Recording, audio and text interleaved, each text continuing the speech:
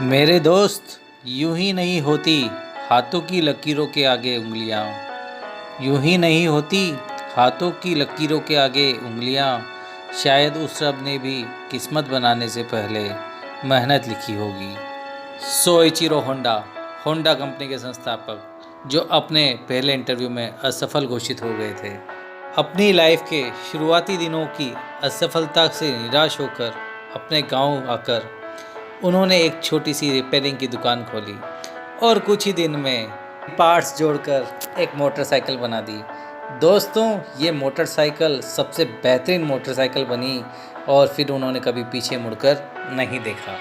दूसरा सबसे important lesson इस लाइफ का, निंदा से घबराकर लक्ष्य को ना छोड़ना है, क्योंकि लक्ष्य मिलते ही निंदा करने वाले अपनी राय बदल लेते हैं। मानुज, जो 12वीं क्लास में दो बार फेल हो गए और फेल होने के कारण उनकी स्कॉलरशिप भी बंद हो गई। हाथ में पैसे नहीं तो पढ़ने के लिए क्लर्क की नौकरी कर ली और फिर क्या था, उन्होंने घर में ही अध्ययन करना नहीं छोड़ा। दोस्तों, इस महान गणितज्ञ ने श्री G.H.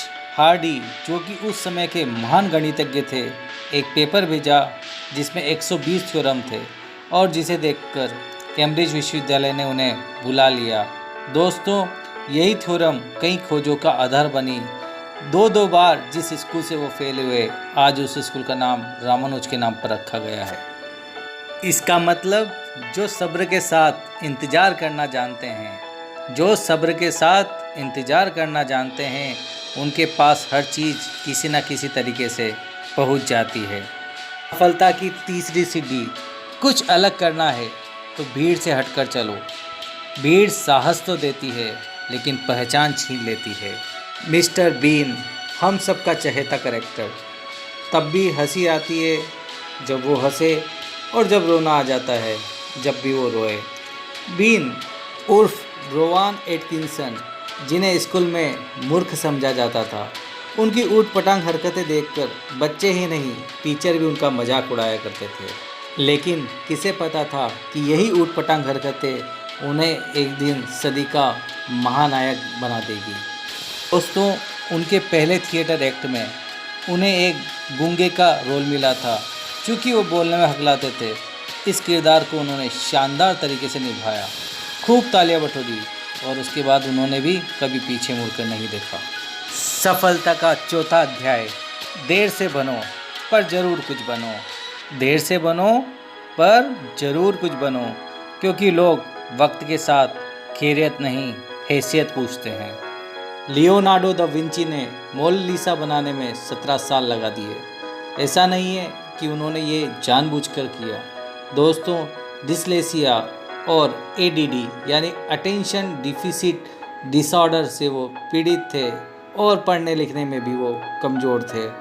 चूँकि ADD के कारण उनका ध्यान एक चीज़ पर केंद्रित नहीं हो पाता था, लेकिन उन्होंने ठान लिया और ये ठान लिया कि चित्रों को समझकर वो मूर्ति बनाने में या चित्रकार बनने में अपनी पूरी शक्ति लगा देंगे और इसके बाद वो चित्रकार, मूर्तिकार और इंजीनियर ही नहीं, शरीर विज्ञान के मास्टर भी बन गए। यहाँ तक ही नहीं दोस्तों, उन्होंने आज के हेलीकॉप्टर की डिज़ाइन पहले से ही तैयार कर दी थी। सफलता पाने का सबसे मुख्य अध्याय, जल्दी जागना हमेशा फ़ायदेमंद होता है। जल्दी जागना हमेशा फ़ायदेमंद होता है, चाहे वो नींद से हो या फिर अहम से या फिर वहम से। खुद पर विश्वास करो और बस अपनी डगर पर चलते रहो। एक दिन सफलता आपके कदम चूमेगी। धन्यवाद, धन्यवाद दोस्तों।